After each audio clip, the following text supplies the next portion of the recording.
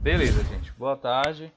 Então, como eu falei para vocês, né, a gente vai ter a nossa segunda aula hoje de cinética química e nosso objetivo hoje é entender uma teoria, né, que a gente vai trabalhar com essa teoria, que é a teoria das colisões, que ela vai tentar explicar como é que funcionam as reações químicas e ver os fatores que afetam, né, essas reações químicas. Então a gente tem esses dois objetivos: entender a teoria, né, das colisões. Depois que a gente entender, a gente vai ver os fatores que vão afetar, né, nesse processo, nas velocidades das reações químicas. Tudo bem? Então, esse é o nosso propósito dessa aula. Lembrando que o pessoal que não assistiu a primeira aula tá lá, né? Eu deixei também essa aula lá no Classroom de vocês. Vocês podem acessar junto com o material e fazer a atividade, beleza? Então, eu vou passar aqui para a nossa aula, né, para nossa apresentaçãozinha aqui. Coloquei aí, ó, se o pessoal estiver visualizando, é a nossa segunda aula, tá, de cinética química, e hoje a gente vai trabalhar a teoria das colisões. Então, passando aqui, que teoria é essa, né, professor? Que teoria de colisão é essa? Ah, por muito tempo, o pessoal tentou explicar como as reações químicas elas acontecem, tá? Então, uma das teorias é essa aqui, né? A teoria da colisão, onde o próprio nome já diz tudo, né? E nessa teoria, a ideia é que para a reação acontecer, as moléculas elas precisam colidir uma na outra. Então, eu coloquei tem uma ilustraçãozinha aqui, ó. Se você for ver esse quadro que eu coloco aqui, imagina que aqui é um mundo microscópico, tá? Eu tenho várias moléculas, né, nesse mundo microscópico. Então, nesse espaço, essas moléculas elas vão se encontrar em algum momento. Então, deixa eu dar um play aqui, ó. Aqui ele está vendo a trajetória, né? Esse pontinho amarelo, a trajetória de uma das moléculas, tá? Então, essas moléculas, percebe que elas não ficam paradas, né? Essas moléculas, elas têm, elas se movimentam, né? Quando se tratando de gases, né? Até todas as moléculas se movimentam, né? São três movimentos: vibracional, rotacional e translacional. Então elas conseguem se movimentar, né? E nesse movimento, né, existe uma probabilidade muito grande que essas moléculas se encontrem no espaço. E no momento que elas se encontram no espaço, se colidem, né? E essas colisões, elas podem, né, formar reações químicas. Por que eu falo que podem? Porque depende de algumas coisas, tá? E um dos fatores aqui que a gente coloquei aqui, ó, que depende da frequência das colisões, tá? A probabilidade com que elas vão acontecer, né? A constância que isso acontece, vai depender da energia das colisões. Como assim, professor? Que energia é essa, né? Se a gente for imaginar aí, não basta simplesmente haver o contato entre essas moléculas. O contato, a força com que elas se colidem, elas têm que ter energia suficiente para romper as ligações iniciais e formar outras ligações, tá bom? E a gente vai ver aí mais à frente como isso funciona. E a orientação das moléculas, né? A orientação espacial. Porque não basta ter energia suficiente, não basta simplesmente colidir. Essa colisão ela tende a acontecer de uma forma bem orientada, né? Não basta simplesmente triscar na outra molécula, resvalar na outra molécula, né? Essa colisão ela tem que ser uma colisão frontal, né? E ela tem que ter uma energia suficiente para acontecer. Então, a gente vai ver que existe um dado probabilístico, né, que essas reações acontecem. Ou seja, nem toda colisão vai gerar uma reação química. Na verdade, tem que haver a colisão, mas além de haver a colisão, a gente vai ver que vai precisar de uma energia suficiente e vai precisar também de uma orientação adequada, tá bom? Então, a teoria da colisão ela vai tentar te mostrar isso. Tá? Deu para entender, galera, a ideia aí? Eu vou explanar aqui um pouco mais à frente, ó. Como é que é o esquema de forma bem simplista?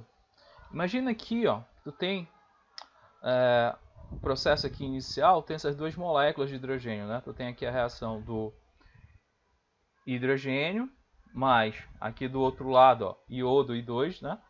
Ó, I2, e vão formar duas moléculas de HI, tá bom? Então, se a gente fosse tentar formar de uma forma bem simplista aí, né? A gente iria ter aqui inicialmente essa molécula de hidrogênio, gás hidrogênio, ó, dois átomos de hidrogênio e dois átomos de iodo. E imagina eles no espaço, né? Andando no espaço e de repente eles entram em colisão. Então, eles vão se direcionar, ó, como a ilustração mostra aí, um em frente ao outro, vão colidir, tá? E essa colisão, como eu falei para vocês, ó, tem que ter uma energia suficiente. Para quê? Para romper, né, essas ligações aqui, ó, romper essas ligações. E tem que ter uma orientação adequada, ou seja, elas têm que colidir frontalmente. Não adianta colidir aqui só das laterais, tá? Tem que colidir frontalmente. E no momento que isso acontece, né, essa colisão frontal com energia suficiente para romper essas ligações e formar as outras, elas vão se reorientar, tá? Elas vão formar outros pares, tá vendo? Ó? Eu vou ter essa molécula formada e essa outra formada. Então, de forma bem didático aí, né, a gente pode mostrar aqui, ó, as duas moléculas, elas se orientando aqui, ó, um de encontro à outra, beleza? Eles vão se colidir, né, frontalmente, com energia suficiente. E bem aqui, no momento do contato da molécula, né, esse momento aqui que acontece o contato entre elas, é no momento em que as ligações, umas ligações estão sendo quebradas e outras estão sendo formadas, tá? E a gente chama isso aí de complexo ativado. É como se eu tivesse aqui, ó, deixa eu botar uma cor aqui diferente. Bota aqui. Tivesse aqui a molécula de hidrogênio, ó, a molécula de hidrogênio, ela vai estar ligada a outra molécula aqui de hidrogênio. Só que essa ligação, nesse momento da interação, ela está sendo rompida, que eu vou mostrar aqui, ó, esse tracejado. E esse rompimento está gerando uma outra ligação, tá? Com o hidrogênio. Ó. Então, eu tenho um iodo aqui, ó, se ligando com ela. Deixei aqui de forma linear, né? E aqui a ligação entre iodo e iodo está sendo rompida. Deixa eu colocar aqui, ó. Deixa eu só finalizar aqui, ó. E aqui está formando outra ligação. Então, nesse complexo ativado, que a gente representa assim, ó. Até a galera coloca aqui, ó, para indicar que isso aqui é um complexo ativado, tá? Essa simbologia. Isso está me mostrando o que, galera? Que essas ligações, deixa eu colocar aqui de uma cor aqui diferente, tá amarelo aqui, ó. Essas ligações tracejadas aqui, ó, é quebra da ligação, tá? Ó. Quebra da ligação. Que essas estão sendo rompidas, né? Essas ligações aqui, ó. Hidrogênio, hidrogênio, iodo, iodo. E aqui, ó, essa linha contínua, aqui está dizendo, formando, né, novas ligações químicas. Formando novas ligações químicas. Então isso vai acontecer aonde? No momento da colisão. Bem nesse momento da colisão, né, que a gente chama de complexo ativado, está havendo quebra de ligações e formação de outras ligações. Então, quando acaba esse processo, a gente tem aqui, ó, a formação de duas moléculas, né, de outras moléculas, que aqui vai ser o HI, né, ó, 2HI. Beleza, galera? Deu para entender aí como é o processo da reação? Ótimo, obrigado. Então, vou continuar aqui, ó. Eu falei para vocês que para a reação acontecer, eu tenho que ter uma energia suficiente e uma orientação adequada. Então, a gente não pode esquecer isso. Imagina só, eu tenho a mesma molécula, tá? As duas moléculas indo uma de encontro à outra, né? Essa vindo nessa direção e essa nessa direção. Elas chegam, colidem uma com a outra. No entanto, essa colisão é colisão leve, né? A velocidade com que elas se encontram uma com a outra é baixa. E a gente não tem a energia suficiente, ó, não apresenta aqui, ó, a energia suficiente para romper as ligações. Ou seja, se não tem energia suficiente para romper as ligações e formar outras moléculas, simplesmente elas colidem uma na outra e depois elas se repelem, tá? Elas se afastam uma da outra. Não acontece a reação química. Embora elas tenham uma orientação adequada. Ó. Vem, o choque é frontal, mas nesse caso aí eu não tenho uma energia suficiente. Então, quando, né, esses dois requisitos, ó, quando a energia não é suficiente e a orientação adequada, a reação não acontece, tá? Aqui, ó. A reação não acontece. Para a reação acontecer, eu tenho que ter tanto energia suficiente como uma orientação adequada, tá? Se um desses requisitos falhar, a reação não acontece. Então foi isso que aconteceu nesse exemplo aí, tá? Então as moléculas se afastam, tá? E não acontece a reação química. Colidem uma na outra, depois elas sofrem o processo de repulsão. Olha só essa outra aqui, ó. Essa outra simulação. Eu tenho molécula aqui de hidrogênio vindo nesse sentido, a de iodo vindo nesse sentido. Então elas vão se encontrar. Vem, pá, colidem aqui uma na outra. Então, vamos fazer as possibilidades. Ó. Eu tenho aqui, supondo que eu tenho uma energia suficiente, né, para a reação acontecer. No entanto, se a gente for analisar aí, ó, ele não tem uma orientação adequada, né? Ó. Essa molécula aqui de hidrogênio, que está bem aqui, ela está na horizontal, enquanto que a de iodo está na vertical. Então eles vão simplesmente revalar uma na outra, né? Não vão ter uma orientação adequada.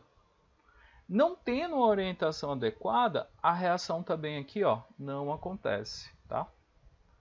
Reação não ocorre, beleza? Então, a gente consegue aí refletir em algumas coisas, ó. Perceba que dessas colisões, apenas uma pequena fração vai ter esses pré-requisitos, né?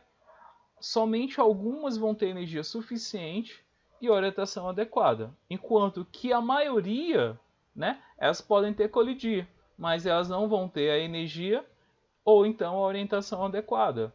E quando isso não acontece, a reação não ocorre. Beleza? Então, dentro dos choques que acontecem, dentro das colisões que acontecem dentro de um processo, uma pequena parte a reação ocorre. Na maioria dos choques, das colisões, as reações não ocorrem. Beleza? Então, eu acho que esse modelo aqui, ele consegue explicar aqui perfeitamente, né, o que acontece nas reações químicas. Né? Colidiram, a reação não aconteceu, elas se afastam novamente. Beleza? Então, atento a isso, galera. Esses conceitos. Então, como a gente já viu os conceitos dos fatores que afetam a velocidade das reações, aliás, a gente viu o conceito da teoria, né, das colisões, a gente vai trabalhar agora com os fatores que afetam a velocidade das reações. Que fatores são esses? Tá? a concentração dos reagentes, a pressão, temperatura, superfície de contato, energia de ativação e catalisador.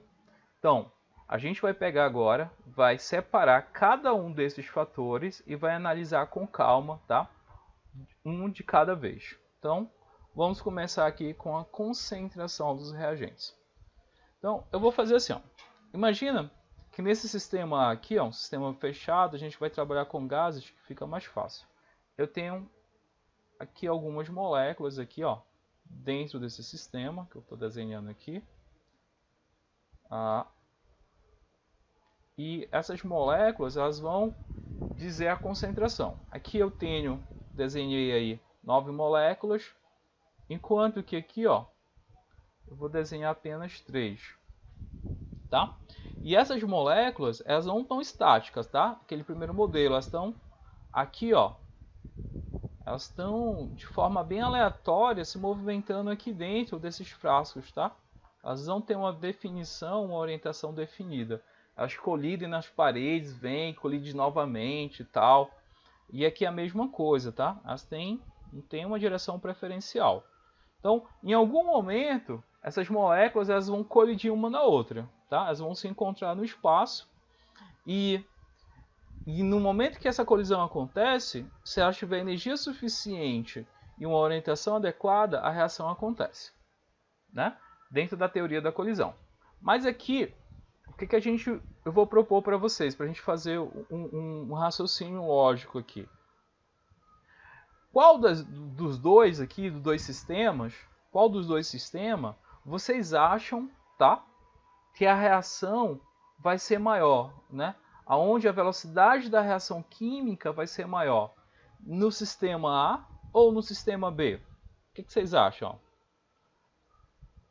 A velocidade aqui, ó, velocidade da reação química, ela vai ser maior aonde, galera? Gabriele deu aqui a primeira ideia, B, porque tem mais espaço. Alguém discorda aí da Gabriele? Ou todos concordam com a Gabriele? Né? E explicar o porquê, tá?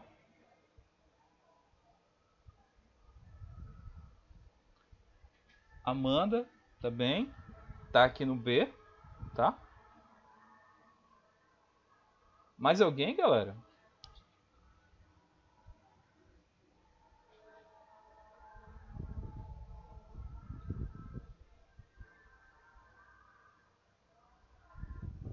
Tá, então vamos lá, vamos discutir isso aqui, beleza?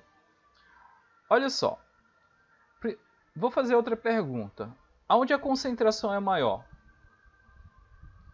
A concentração é maior no A, né? A galera respondeu aí, ó, concentração no A é maior, porque eu tenho uma maior quantidade de moléculas. Beleza. Concentração é maior em A, enquanto que em B a concentração é menor. Por isso, né, Gabriel, tem mais espaços. Então, vou fazer uma analogia aqui, ó. Aliás, vou fazer outra pergunta. É mais fácil as moléculas colidirem em A ou em B? O que vocês acham? Em A? Por que em A? Por que vocês acham que é mais fácil a colisão acontecer em A? Mais moléculas. Beleza, Amanda. Ó, em A, eu tenho certeza que aqui, ó, eu vou ter uma maior frequência de colisões, porque eu tenho uma maior quantidade de moléculas. Então, aqui, certamente, em algum momento, elas estão se debatendo uma com a outra, tá bom? Enquanto que aqui, ó, no item B, se eu colocar em relação ao item a frequência de colisão ela vai ser menor, porque as moléculas elas estão muito espaçadas, então ela tem espaço, né? Elas conseguem passar. E lá na teoria da colisão, ele me diz o seguinte: para a reação química acontecer, né, as moléculas têm que sofrer uma colisão entre elas. Concorda comigo? Para a reação química acontecer, as moléculas elas têm que chocar uma com a outra.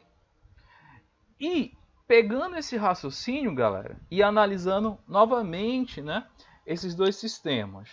Olha só, se para a reação química acontecer tem que ter colisão, então aonde tiver uma maior quantidade de colisão, a probabilidade da reação acontecer, ela vai ser o quê? Maior ou menor?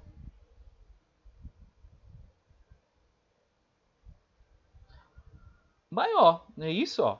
Tem mais colisões, a maior probabilidade da reação química acontecer.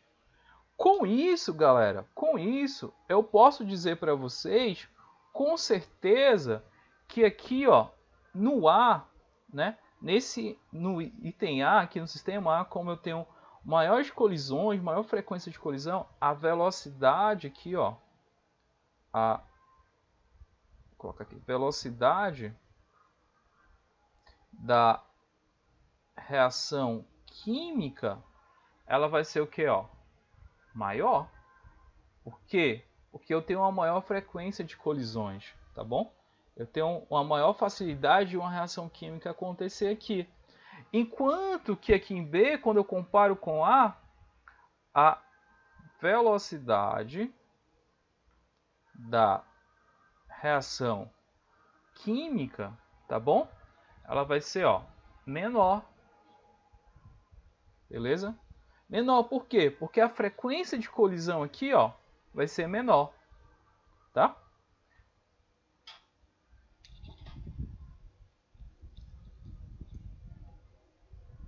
Exatamente, Gabriela, né? Não vai ter tanta colisões, então consequentemente as reações químicas elas vão ser menores. Então o que a gente pode, né, concluir aqui, ó, tá? Deixa eu espaço aqui, que é a seguinte, ó. Vou até colocar aqui, ó. Quanto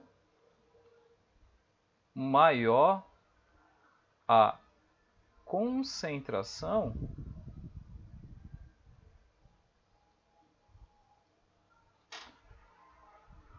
maior será a velocidade das reações químicas.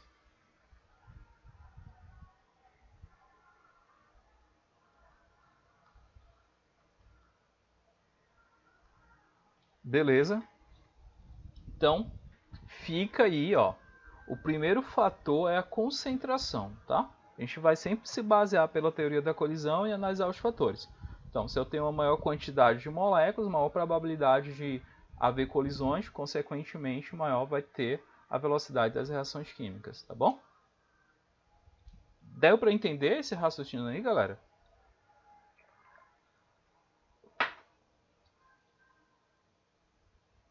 Ótimo. Então,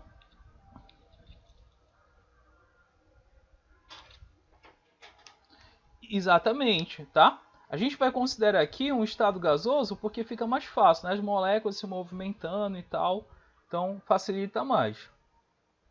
A gente pode até fazer analogia, tipo, a galera vai para uma festa, aí chega lá na festa, tem poucas pessoas, né? Se tem poucas pessoas, a probabilidade de ela se tocar, né, vai ser bem menor. Então, imagina só, quando voltar as festas aí, passar esse coronavírus, a galera tem lá no Castelão. Acho que é o que bomba aqui é o Castelão. Não fui ainda, né? Não conheço, mas eu acho que é lá. Aí tem aqueles festivais lá do Vila Mix, eu acho que é lá, né? O Vila Mix. E a galera se manda pra lá. Então lá tem uma grande quantidade de pessoas, né? Você vai andar se esbarrando com um ou com o outro lá. Então, entende? Quando eu estou em um local que tem um espaço vazio, então a probabilidade de haver a colisão é menor, né? Quando eu tenho um espaço que tem uma grande quantidade de pessoas, a probabilidade de acontecer uma reação química é bem maior porque vai ter as frequências, né? As colisões.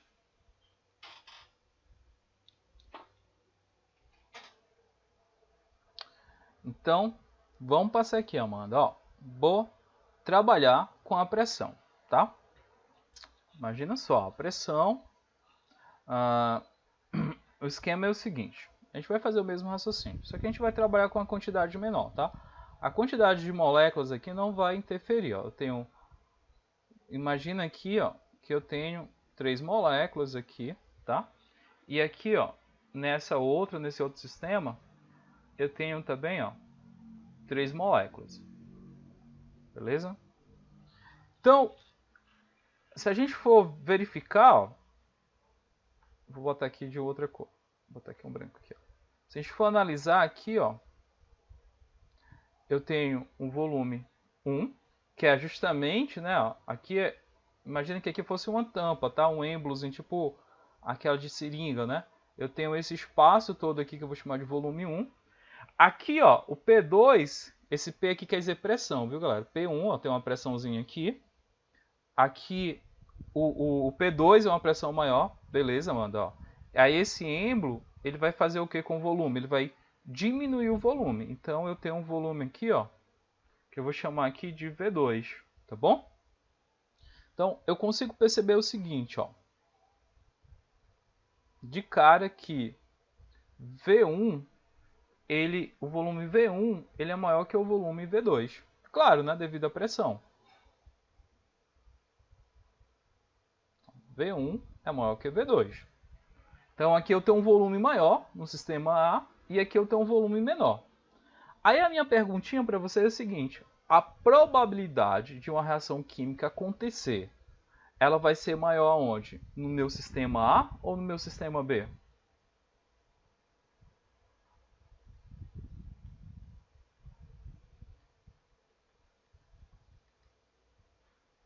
No B. Perfeito, galera. No B. Por quê? No B a pressão é maior, então ele diminui o volume. Então, essas moléculas elas vão circular aqui dentro, em algum momento elas vão se chocar, mas é um volume menor, tá? Enquanto que aqui em A elas vão se movimentar, só que aqui eu tenho um volume maior, tenho mais liberdade, né? Então a probabilidade de ela se encontrar vai ser menor. Então aqui a velocidade da reação química, ó, velocidade da, eu vou chamar RQ, tá? Reação química vai ser maior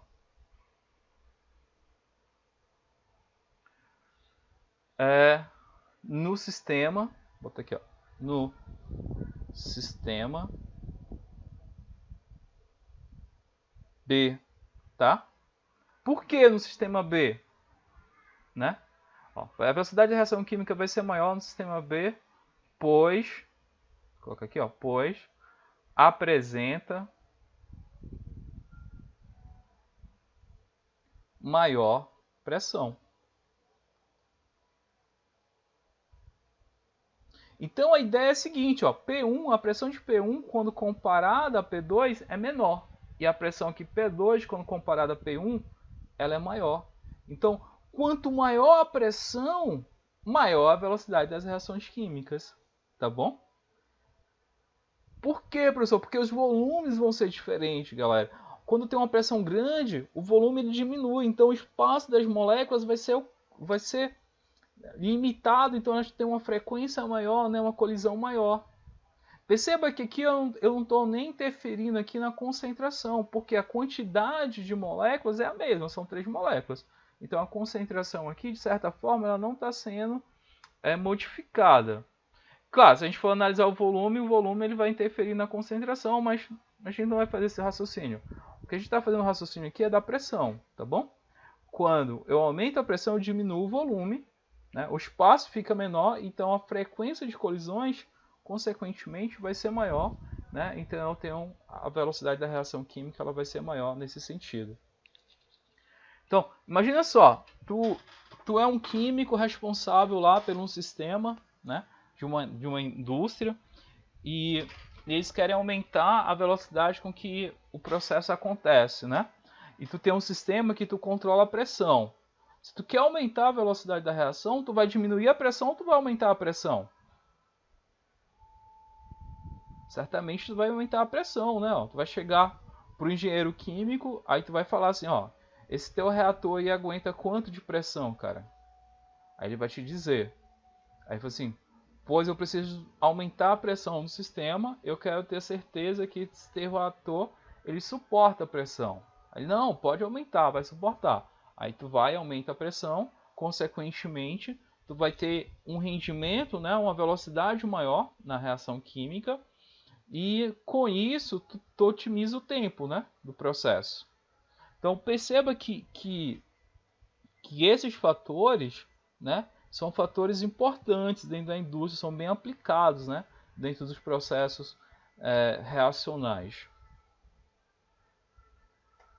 Então, um outro fator que eu vou trabalhar aqui com vocês, ó, é a temperatura. Deixa eu só separar aqui para a gente fazer nossas observações. Vou pegar aqui novamente, ó, vou colocar aqui, ó, 3 moléculazinhas, tá bom? Deixar elas aqui. Do mesmo jeito. Observe o seguinte, galera, ó, a concentração é a mesma, a pressão é a mesma, o que está variando aí é a temperatura, tá bom? O volume aí é o mesmo, né? Ó, eu tenho uma temperatura aqui nesse primeiro sistema de 20 graus Celsius e eu tenho uma temperatura aqui de 100 graus Celsius. Então, vamos lá, vamos fazer o raciocínio. A temperatura, galera, ela vai influenciar na velocidade das moléculas, na cinética delas. O que vocês acham? Sim, né? Ó, quando eu aumento a temperatura do sistema,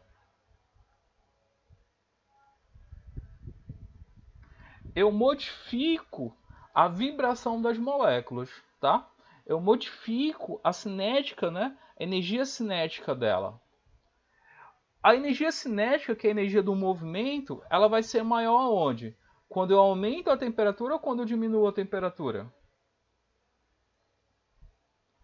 A ideia é essa mesmo, Mando. Ó, quando eu aumento a temperatura, eu aumento, né, a energia, vou chamar aqui, ó, energia cinética. Lembra lá da química, da física, né? Vocês estudaram no primeiro ano, né? Cinética, que tá relacionado ao movimento, tá bom? Só colocar aqui, ó, tá relacionado ao movimento, tá bom? Então, quanto maior a temperatura, maior vai ser o movimento dessas moléculas. Então, se eu tenho um movimento mais frenético aqui, ó, das moléculas, então a frequência de choques aqui vai ser maior. Enquanto que aqui é 20 graus Celsius, as moléculas são bem mais lentas, né? Mais devagar, então a probabilidade de haver um choque aqui é menor, tá? Então, uma coisa prática aqui, quer ver uma coisa prática? Pega um alimento, né? Pega o alimento, deixa ele exposto à temperatura ambiente e o outro na geladeira. Quem é que vai se estragar primeiro? O alimento que está fora da geladeira ou que está dentro da geladeira?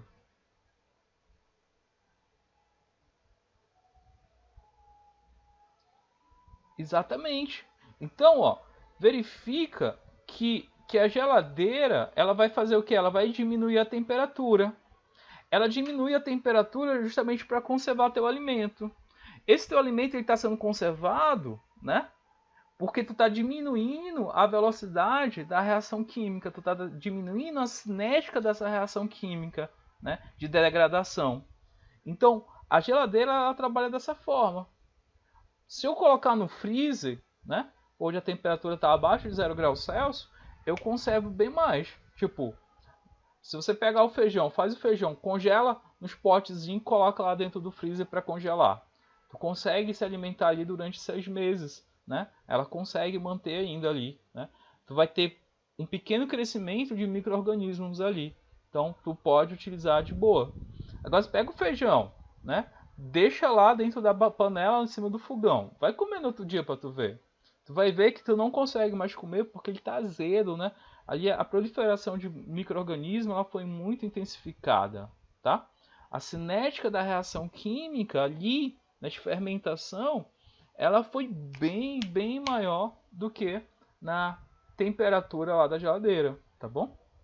Então a temperatura, galera, ela influencia diretamente nas reações químicas, tá? Quando tu quer acelerar o processo, tu faz o quê? Tu aumenta a temperatura. Quando tu quer diminuir o processo, tu diminui a temperatura.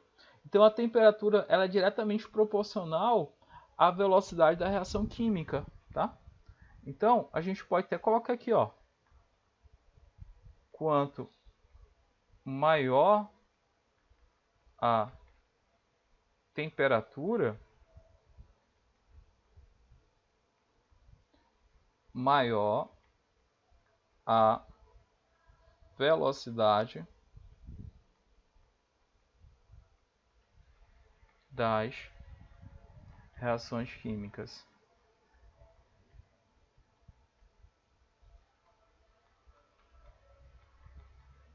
Beleza? O inverso também é verdadeiro, né? Quanto menor a temperatura, menor a velocidade das reações químicas. Então, eles são diretamente proporcionais. De boa?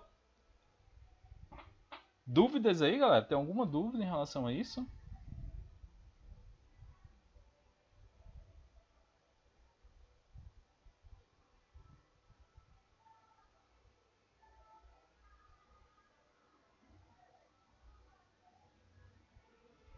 Beleza, vou modificar aqui, tá? Vou para um outro item, né? Que também costuma cair muito, tá? Esses conceitos aqui, ó, os fatores que afetam a velocidade das reações químicas. Depois eu trago algumas questões para vocês para a gente trabalhar. Superfície de contato, né? Muita gente tem dúvida de superfície de contato. Professor, o que é superfície de contato? A superfície de contato é o que o próprio nome fala. É quando o processo acontece, a reação acontece em quais os contatos, né? Onde eu tenho mais contato. Eu botei até um exemplo aqui, ó. Imagina que tu pega aquele comprimido efervescente, né? Tipo sorrisal, tu esmaga ele, tu quebra ele todinho. Se tu quebra ele todinho, tu vai ter um pó, né? Ó, vai ter um pó. Aí tu pega, coloca ele no copo. Aliás, tu esmaga, deixa aqui na colher. Aí tu pega uma outra colher aqui, ó. Vamos imaginar. Tu pega uma outra colher aqui. Aí tu pega o comprimido inteiro, né? Tu não precisa esmaga, tu deixa o esmagado e o comprimido inteiro. Quando tu coloca na água, o esmagado, né? Só o pozinho, tu joga aqui só o pozinho dele e tu joga ao mesmo tempo aqui o que está inteiro, tá? Aí eu pergunto para vocês, aonde é que a reação vai acontecer mais rápido? Vai ser aonde eu tenho só o pozinho aqui, ó, só o pozinho, ou no comprimido inteiro? O que vocês acham?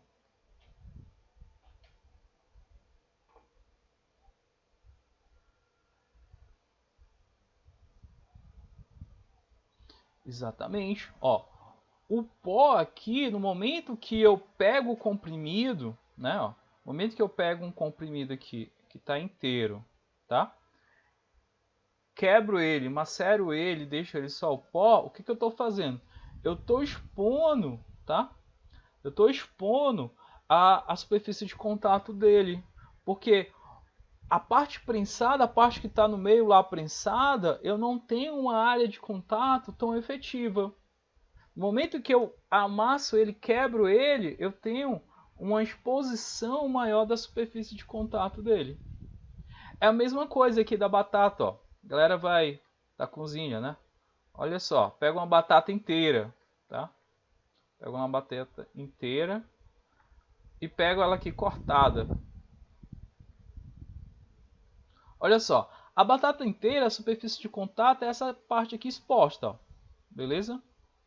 Perceba que a parte de dentro da batata inteira ela não está exposta. Ela está sendo o quê? Ó? Ela está sendo coberta aqui pela essa camada aqui, ó, externa. Né? Ó, tem essa camada externa, que é essa camada externa que vai estar em contato lá com a água, não a parte de dentro. Beleza? Quando tu corta, ó, essa parte de dentro aqui, ela fica o quê? Exposta. Tu expõe, né? Fica exposta aqui, ó. Então aqui tu vai ter contato com a água também. Então se eu perguntar para vocês assim, ó, galera, você vai cozinhar uma batata, ela vai cozinhar mais rápido quando? Tu cozinhando ela inteira ou ela cortada?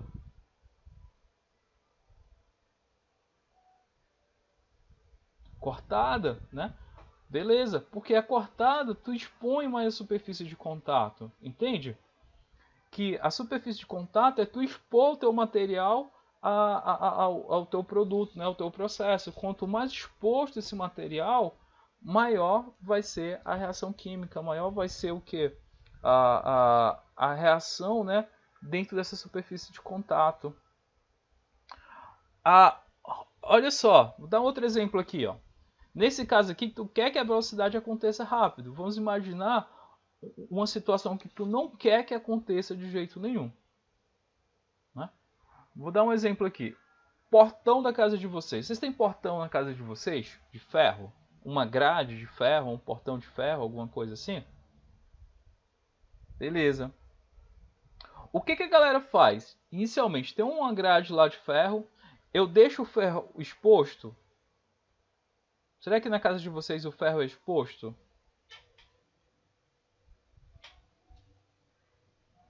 Tá bom, Thierry. Ele é pintado, né? Ele é pintado. Então, o ferro, ó, eu tenho aqui uma barra de ferro. Para não deixar ele exposto, o que eu faço? Eu diminuo a superfície de contato. De que forma?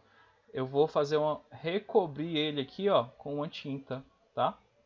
Essa tinta faz uma proteção. Por quê? Porque vem lá os cloretos, né, que são os catalisadores, vem aqui o oxigênio para atacar o ferro e ele não permite, por quê? Porque tem uma camada protetora aqui, ó. Essa camada protetora, ela diminui a superfície de contato, entendeu? Quando ele diminui a superfície de contato, consequentemente, eu tenho uma proteção, né? Uma proteção superficial aí, que não permite que a reação aconteça. Então, eu estou diminuindo a velocidade da reação química. Entende aí como é que é o processo? A aplicação disso? Então, a superfície de contato, a ideia é essa, tá? Ó. Coloca aqui, ó. Quanto maior, tá? Coloca aqui. Superfície de contato. Opa, volta aqui.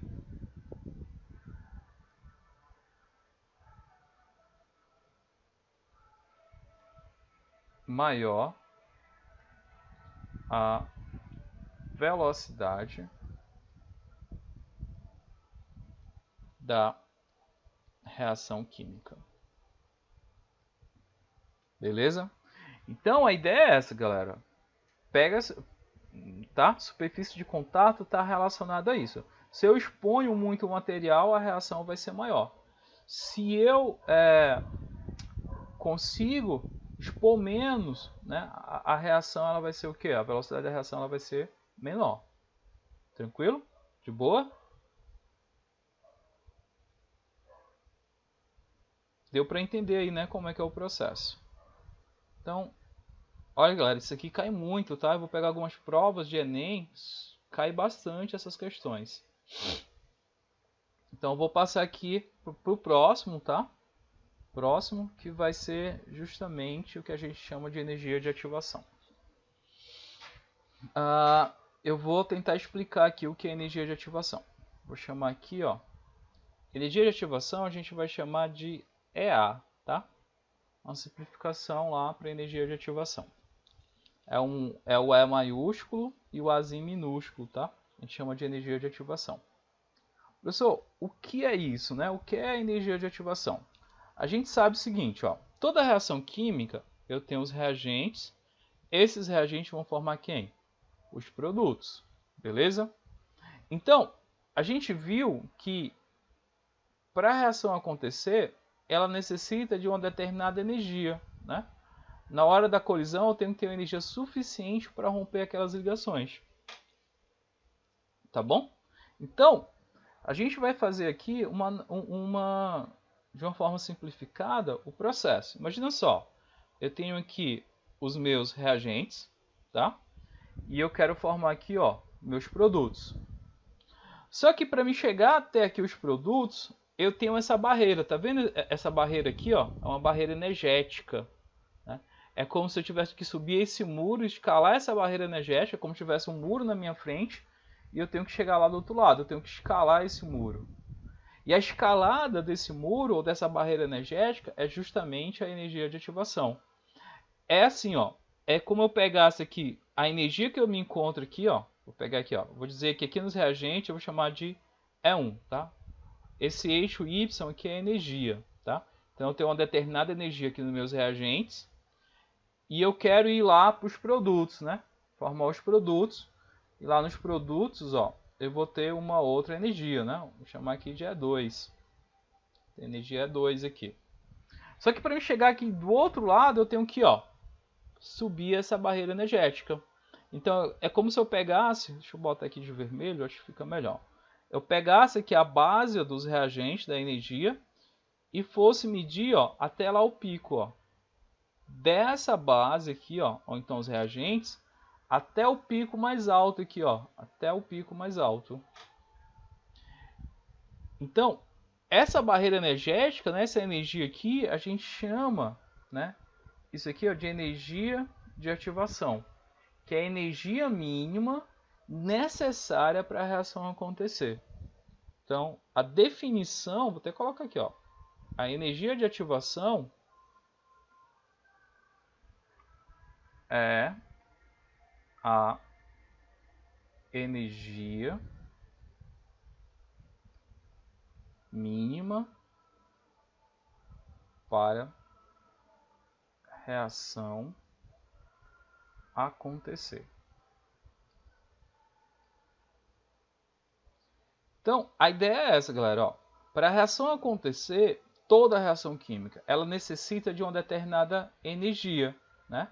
Essa energia, ela é mostrada aqui no gráfico por essa barreira energética. Para me sair daqui dos reagentes, chegar aqui nos produtos, eu tenho que subir essa, é como se eu estivesse subindo uma montanha, né? Então, eu tenho que escalar até aqui em cima para poder descer. Se eu não consigo escalar até aqui em cima, se eu não tenho essa energia para escalar aqui até em cima, eu não consigo passar para o outro lado, tá bom?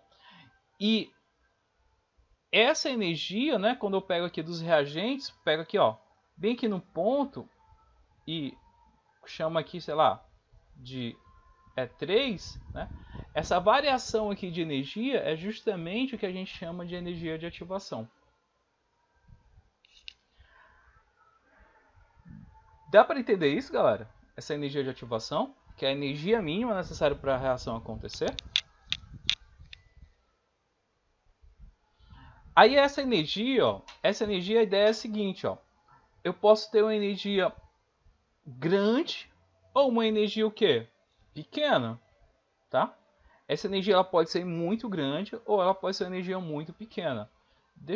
Eu vou até pegar aqui, vou redesenhar isso aqui. Isso ele não está permitindo aqui. Mas, ó, essa energia de ativação, ela pode ser grandona, né? Ou ela pode ser bem pequenininha. Poderia ser aqui, ó. Essa energia de ativação em ser lá em cima, ela poderia ser um pouquinho menor aqui, ó. Vou até colocar de outra cor, acho que fica melhor para te visualizar. Apagar aqui, ó. Eu poderia, imagina uma outra reação química aí, colocar aqui de azul claro. A energia de ativação fosse isso aqui só, ó. Né?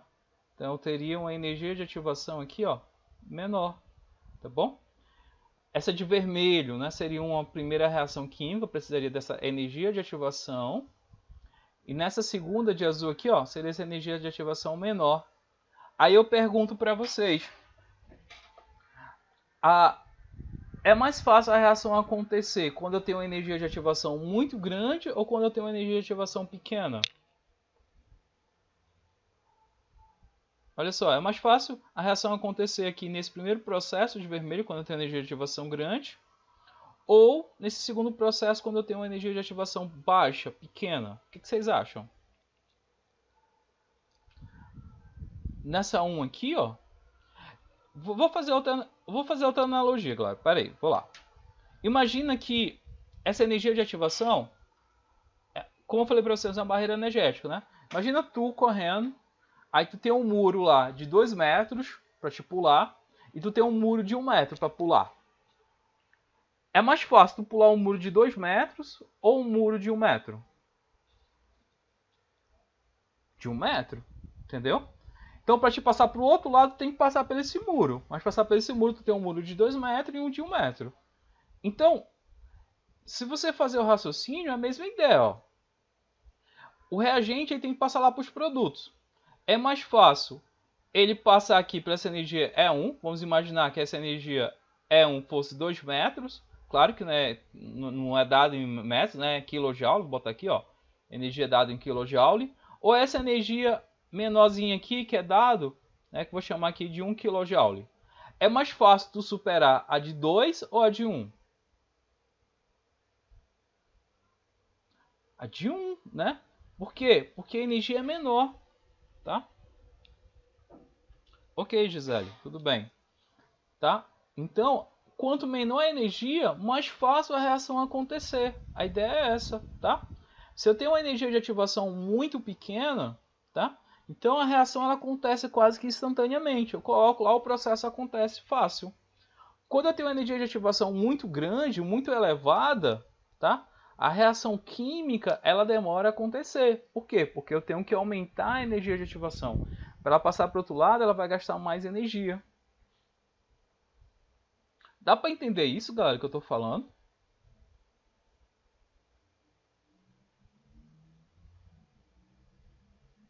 A ideia da energia de ativação. Beleza. Então a gente pode concluir isso aqui, galera. Ó, deixei sem espaço, mas dá para me colocar bem aqui, ó. Vou fazer uma conclusãozinha aqui com vocês, tá? A conclusão é a seguinte, ó. Quanto menor a energia de ativação, maior, tá? Inversamente proporcional, maior a velocidade, velocidade da reação química, tá bom? Guarde essa informação aí com vocês. Se eu tiver energia de ativação muito grande, então a velocidade da reação ela vai ser baixa. Quando eu tenho energia de ativação muito pequena, a velocidade da reação vai ser o quê? Alta, né? A velocidade vai ser muito rápida, porque tem uma barreira muito pequena. Imagina só aqueles caras que correm, né? Atletismo, que tem aquelas barreiras. Se a barreira for bem baixinha, ele consegue pular tranquilamente, não vai nem sentir. Agora, se eu tiver uma barreira muito grande, aí ele vai gastar mais energia, ele vai demorar mais a chegar lá no ponto final, tá? Dentro das reações químicas, o processo é o mesmo, tá bom? Olha só, a gente poderia até fazer um comparativo aqui, ó. Imagina só, tem um aqui, ó. Nesse outro aqui, ó. Eu tenho os reagentes aqui, ó, formando aqui os produtos, tá bom? Então eu pego aqui, ó, a base aqui dos reagentes e analiso ali, ó, aqui em cima. Vou analisar aqui em cima, ó. Até lá no ponto, o ponto mais alto lá do meu processo, ó. Então, bem aqui eu tenho justamente a energia de ativação, que é justamente aqui do ponto ao último ponto. Isso aqui é a energia de ativação, tá bom? Se a gente comparar essa energia de ativação E2 com a energia de ativação aqui, ó, E1, quem é maior? E2 ou E1? O que vocês acham aí, ó? Só visualizando aí, ó. E1, ela é menor, né? E1 é mais ou menos aqui, ó. Se a gente fosse pegar E1, ela ficaria mais ou menos bem aqui, a metade, né? Ó. Quase que a metade, ó. Só fazendo aqui uma proporção aqui para vocês, ó. Energia de ativação E1 é mais ou menos isso aqui, enquanto que E2, ó, é o dobro dela, entendeu? Então, E2, essa energia de ativação aqui, ela vai ser maior e, consequentemente, essa reação para acontecer, ela vai demorar mais para acontecer, tá bom? Ela demora mais para acontecer, porque eu tenho uma energia de ativação maior, então a velocidade aqui ela vai ser menor. Deixa eu dar outra informaçãozinha aqui. Então, feita essa informação, eu vou passar outra informação aqui para vocês. Lembra lá que eu falei para vocês, ó? As reações, os meus reagentes eles têm que colidir um com o outro, né?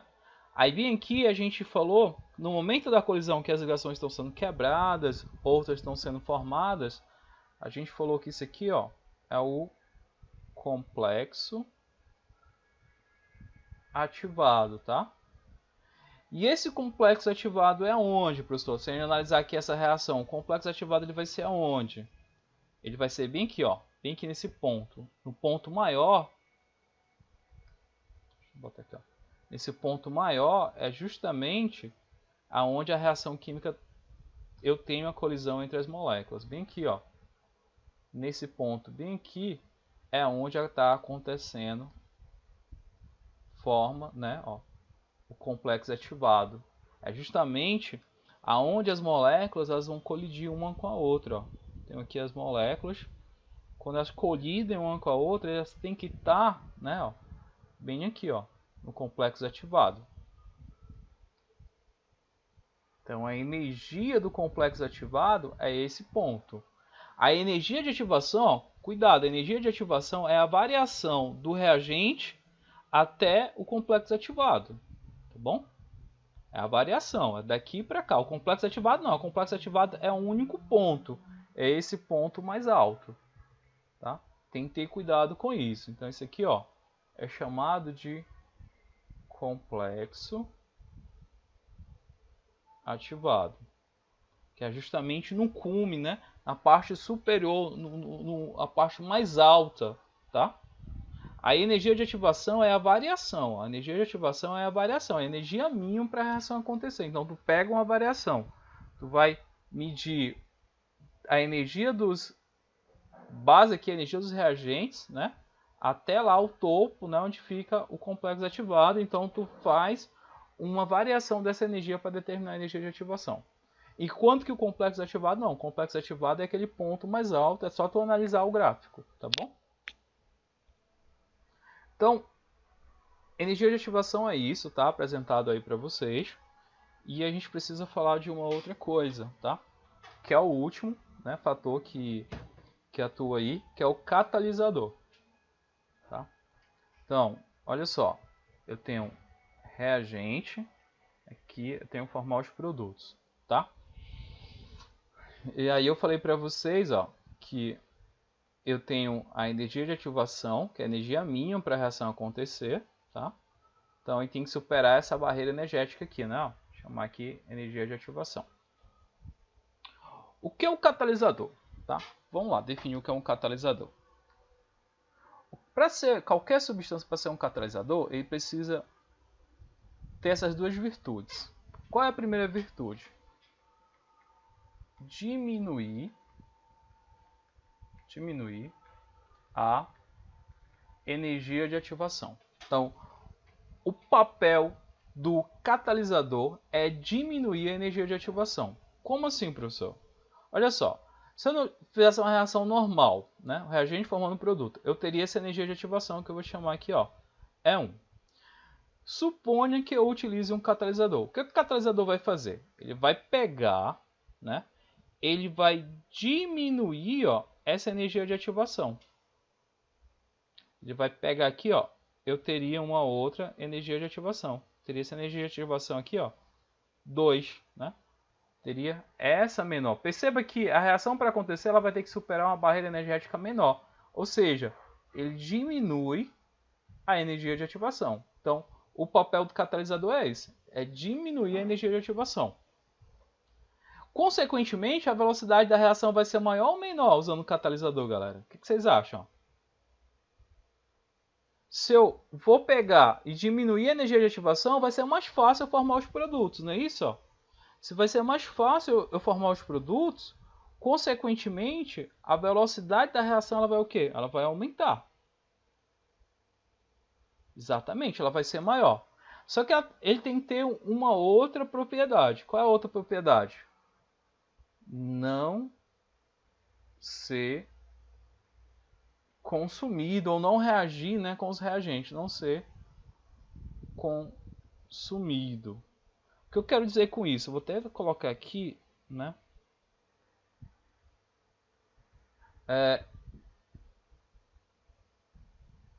Vou colocar aqui.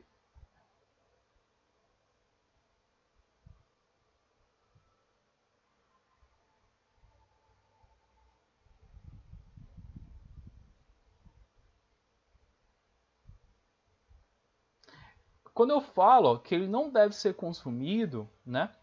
ele no final do processo, ele tem que ser reaproveitado novamente, entendeu? Ele participa da reação química, só que ele não é consumido. Então, no final, tu pode pegar esse catalisador de novo e colocar em outra reação química. Um exemplo de um catalisador biológico, tá? O catalisador biológico são as enzimas, tá? Deixa eu entender aqui, ó. Os inibidores vão diminuir. Como assim, Alisson? Quando tu fala em inibidores, tu está falando sobre o quê?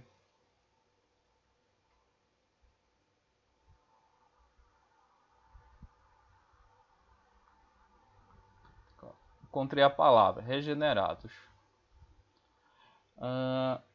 Deixa eu me fazer entender aqui, Gabriel, tá? Vou dar um exemplo prático aqui, tá? Um exemplo prático que eu trabalhei no laboratório aí, quando eu fazia lá minha produção de biodiesel, tá bom? O que acontecia? Na produção do biodiesel, eu usava o óleo, tá bom? O óleo, mais um álcool, tá? De cadeia curta, que no caso era um metanol, o álcool. Aí a minha reação é assim, ó. Óleo, álcool, aí é que ia formar o biodiesel, que é o que eu queria, tá bom? Biodiesel, mais, tá? Mais o glicerol, que era um subproduto, né, do processo da reação. O glicerol, tá aqui. Então, quando eu fazia essa reação química, só dar um exemplo prático aqui para vocês. Ó. Quando eu fazia essa reação química aqui, lá no laboratório, e não usava o catalisador, tá bom? A reação, ela acontece aqui em torno de 24 horas. Fazer o quê? Ia lá, tá? Botava dentro de um reator, né, os meus materiais, tinha lá um balãozinho, ó. Um balãozinho lá, eu botava o meu material aqui dentro, deixava agitando numa chapa aquecedora lá, tá bom?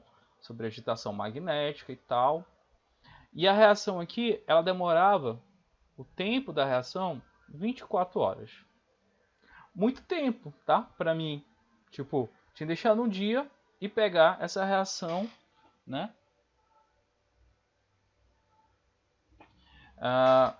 Aí eu tinha que pegar essa reação depois de 24 horas.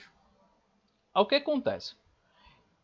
Você usa lá um catalisador. Que catalisador é esse? O catalisador, galera, pode ser qualquer coisa mesmo, que diminua a energia de ativação e não é consumido no processo. Aí os catalisadores, eles têm umas subclassificações que eu vou colocar aqui, mas não vem um caso, tá? Eles podem ser homogêneos e heterogêneos. Como assim, professor? Homogêneos e heterogêneos, tá? Os homogêneos, no caso, os homogêneos vão se misturar com a solução de óleo e álcool, tá? Aí aqui a gente utilizava os homogêneos, o KOH, né, que é uma base, que ele se mistura aqui junto com o álcool, é dissolvido no álcool. Então você não consegue diferenciar ele visualmente, tá? É um catalisador homogêneo. O catalisador heterogêneo é aquele que você visualiza, tá? Ele não vai ser dissolvido dentro do sistema. No caso, eu trabalhei com SB15, né? SB15, que era um catalisador à base de silício, tá? Que a gente produziu lá com incremento de titânio, enfim. Ele é tipo umas esferazinhas que a gente colocava aqui dentro do sistema. Eram umas esferas que eu colocava aqui dentro do sistema, tá? E o meu tempo, tá? O meu tempo, que era de 24 horas, ele passou para 2 horas, tá? Olha só o que aconteceu. Eu diminuí o tempo de reação. Por que isso aconteceu? Por causa disso aqui, ó. O catalisador, ele diminuiu a energia de ativação. Ele acelerou o processo. Entendeu? Ele acelerava o processo, então a reação acontecia mais rápida. Então o tempo ele caiu drasticamente. Por que ele caiu drasticamente? Porque a velocidade da reação, ó, ela aumentou devido à diminuição da energia de ativação. Entende isso, galera? Então, ó, ele diminuiu a energia de ativação. Ok, excelente. Só que ele não deve ser consumido no processo. Isso quer dizer o quê? Ó? Quando eu terminava a reaçãozinha química aqui, eu pegava esse meu balão volumétrico aí, ó. Eu vim aqui com o balão volumétrico, com o meu material, tá bom?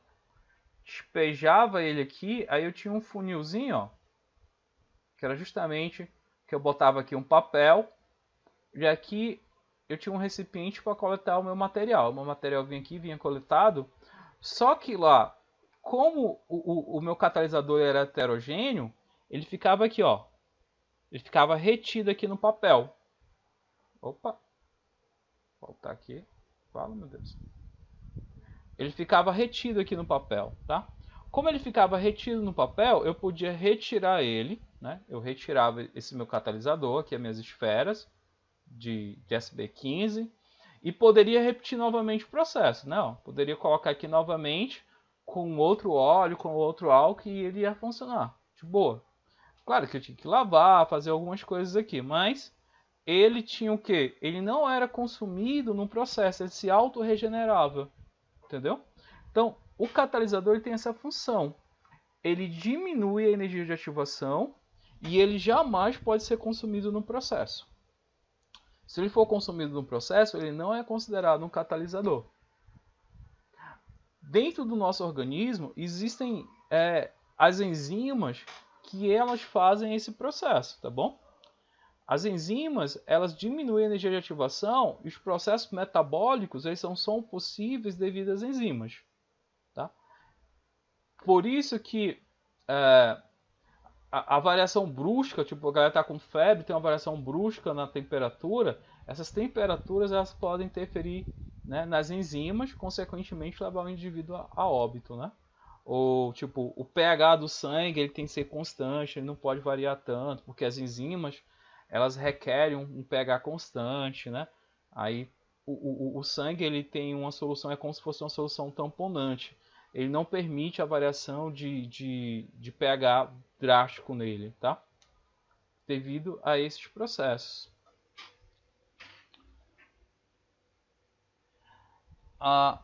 Alisson, pronto. Ó. Os inibidores eles são o contrário dos catalisadores, tá? Os inibidores eles atuam para diminuir a velocidade da reação química, né? No caso, eles podem, tipo, como eu falei lá, na superfície metálica, você pode colocar um inibidor, né, de corrosão. Aí os mecanismos são diferentes, tá? Aí ele vai aumentar a energia de ativação. Em vez de tu diminuir, tu tá aumentando a energia de ativação. Ele é o contrário do catalisador. Tranquilo, galera? Deixa eu voltar aqui. Então, ó, deixa eu falar aqui para vocês. Perceba aí que são muitas informações, né? São bastante informações aí que a gente falou sobre os fatores que afetam a velocidade das reações químicas, tá? E eu deixei aí, galera, exercício, né? Questões para vocês fazerem, né? Eu não vou responder, já passei aqui muito.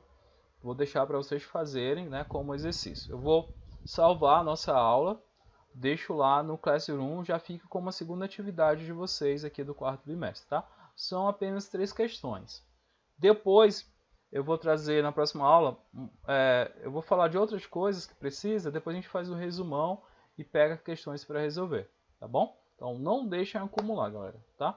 São 3 questões, rapidinho faz e de boa. Tranquilo? Dúvidas? Eles podem aumentar ou podem diminuir, tá bom? Tipo, o catalisador, se eu botar o catalisador, ele vai diminuir a energia de ativação, beleza. Mas, tipo, a temperatura. Se eu aumentar a temperatura, eu aumento a velocidade da reação química. Mas se eu diminuir, eu diminuo também a velocidade da reação química, entende? Pressão. Se eu aumento a pressão, aumenta a velocidade. Mas se eu diminuir a pressão, eu diminuo a velocidade. A superfície de contato. Se eu aumento a superfície de contato, eu aumento a velocidade. Mas se eu diminuir a superfície de contato, eu diminuo a velocidade. Né? Então, eles são diretamente proporcionais. Alguns, deixa eu ver o que não é diretamente proporcional. A energia de ativação, tá bom? Quanto maior a energia de ativação, menor a velocidade. Sim, Alisson. As reações homogêneas ela tem uma tendência de ser mais rápidas do que a heterogênea. Só para ter uma ideia, quando eu usava o catalisador homogêneo, que é o hidróxido de potássio, a minha reação caía para 15 minutos. Era duas com o heterogêneo, ela caía para 15 minutos. Né? Então, cai drasticamente, cara. Entendeu? Claro que aí, quando tu vai fazer esses trabalhos no laboratório, tu analisa todos os fatores. Tu analisa a pressão, tu analisa a temperatura, tá? Tu analisa o catalisador, né? Então, tu pega todo esses parâmetros, esses fatores que afetam a velocidade e tu trabalha com eles, né? Quando você faz pesquisa, né, foi o que eu fiz, a gente trabalha com uma coisa estatística, né? A gente faz um planejamento experimental, aonde você vai variando esses fatores e você vai buscar um ponto de otimização, né? Esse ponto de otimização vai te dizer qual é a melhor temperatura, qual é a maior pressão, qual é a melhor concentração para te trabalhar, entendeu? Então, a gente faz esses parâmetros, né, dentro de pesquisa, né, dentro de laboratório. É interessante. Meu doutorado foi baseado nisso, né? Pegar minha tese lá, tem os dados estatísticos do tamanho do mundo. Cálculo até dá uma dor. Mas é legal, é interessante. Tá? Dentro desses processos, galera, é legal de cinética. Dentro da cinética, eu vou mostrar para vocês, a gente consegue calcular a entalpia, a entropia, né? a energia livre de Gibson, né? Dá para calcular a energia de ativação. Eu tive que calcular tudo isso, né? Os fatores termodinâmicos e os fatores cinéticos da minha reação. Eu fiz esses cálculos, né? E é legal, porque é uma coisa nova. Tipo, se você faz uma reação química que ninguém fez e você consegue determinar esses parâmetros, né? Termodinâmicos, porra, é bacana demais, cara. Né? Eu ia pro laboratório e ficava lá babando, passava noites e noites lá tentando fazer minhas coisas, mas era muito legal. Então, galera, é isso, tá? Eu vou encerrar por aqui. Vou deixar a aula também, vou jogar já no YouTube a aula. E mando agora, né, nesse exato momento, lá, deixo as atividades lá no Classroom para vocês, tá certo? Um abraço, bom final de semana aí para vocês, resto de semana. E até a próxima semana. Abraço. Tchau, gente.